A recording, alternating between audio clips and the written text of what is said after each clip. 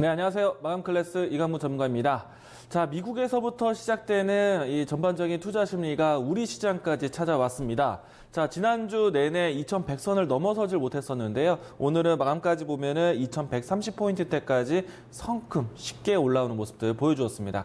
자, 오늘 내용들 살펴보도록 하죠. 자, 우선은 미국의 훈풍은 미 증시, 주요 증시가 신고가를 경신을 했습니다.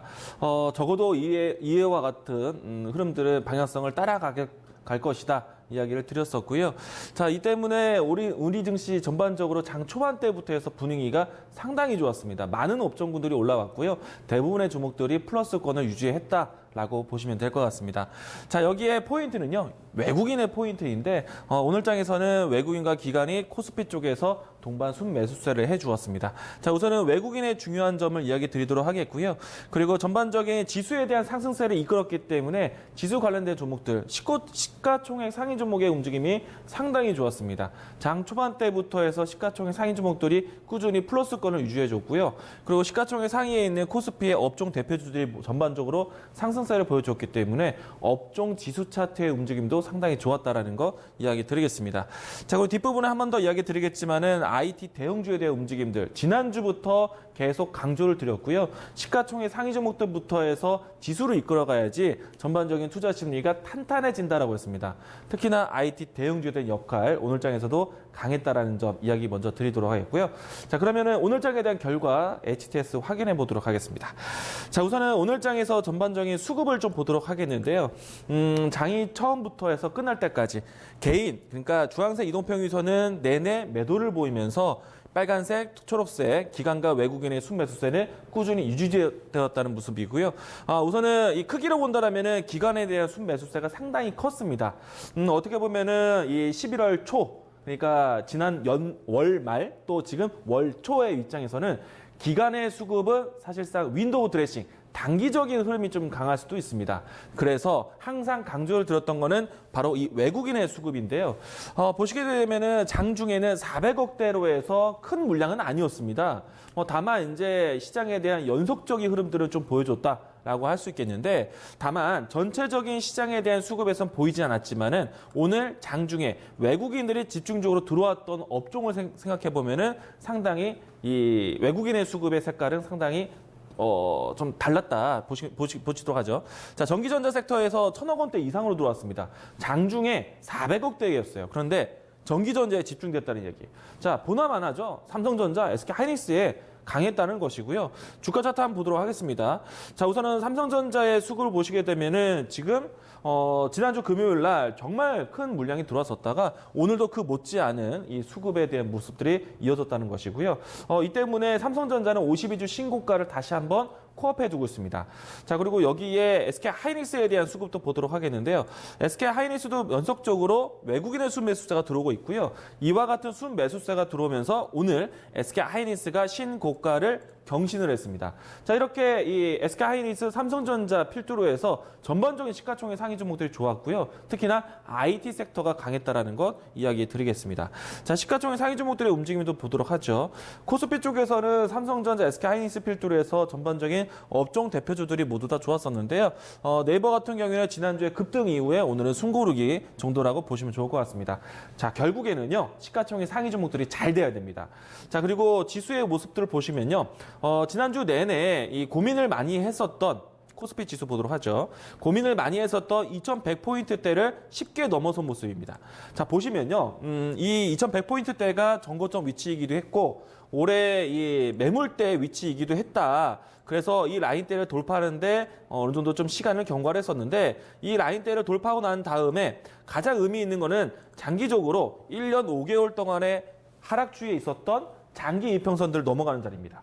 그러면 이 라인대를 넘어나서는 이 움직임이 상당히 쉽게 올라설 수가 있어요. 그래서 지난주에는 2080, 2090, 2100 상당히 젠걸음으로 해서 움직임이 나왔었는데 오늘은 2130포인트대까지 쉽게 올라왔어요. 장기 이평선에다 넘어섰기 때문에 그랬습니다.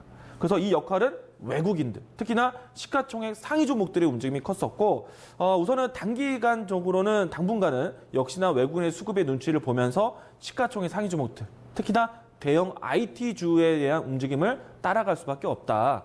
자, 이거는 제가 개장 전 포인트에서도 얘기 들었었는데 아침에 제가 이 나스닥 종합지수 특히나 이제 주요 종목들 인텔이 올라서고 난 다음에 반도체 종목들 계속 강조를 드렸었어요. 지금 필라델피아 이 반도체 지수를 보게 되면은 업종 지수 차트 중에서 가장 높은 자리에 있습니다.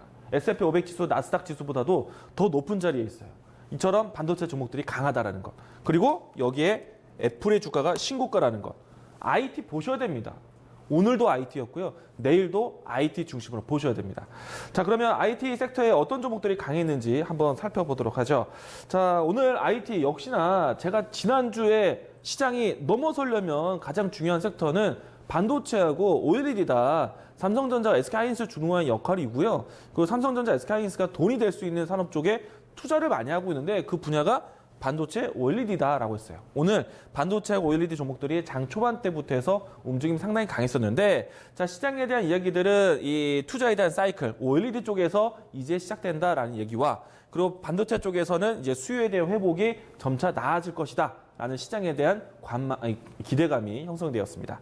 자, 우선 관련된 종목들 한 번씩 보도록 하죠. 오늘 이 OLED 관련된 종목들이 상당히 강했습니다. 대표적으로 ICD가 상당히 강한 모습이었는데요. 자, 오늘 이 신고가를 앞두고 장대 양봉이 연출되었습니다.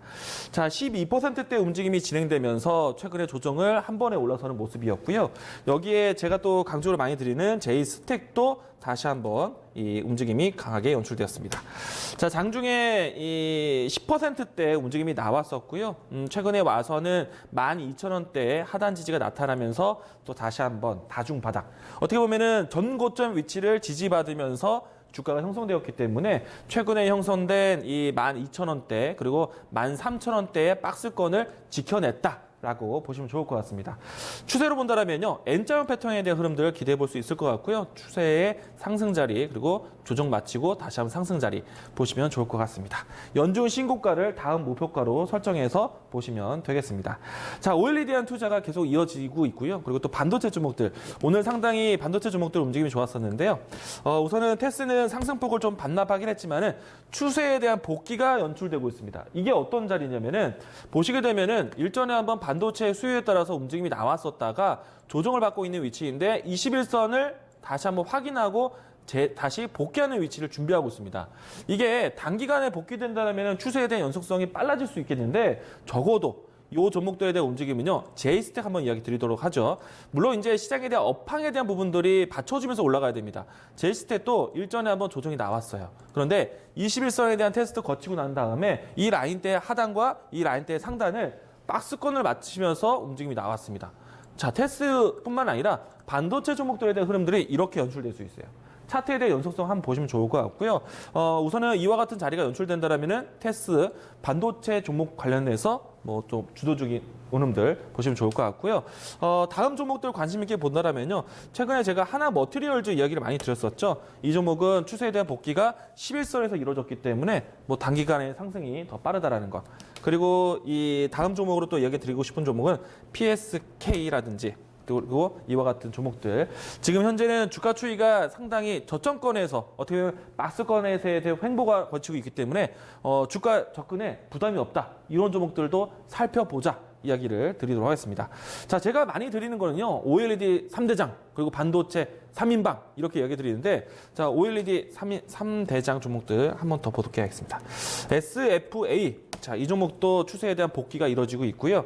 그리고 원익 IPS, 오늘 이 종목은 신고가가 또 신고가 위치까지 도달하는 모습이 연출됐습니다.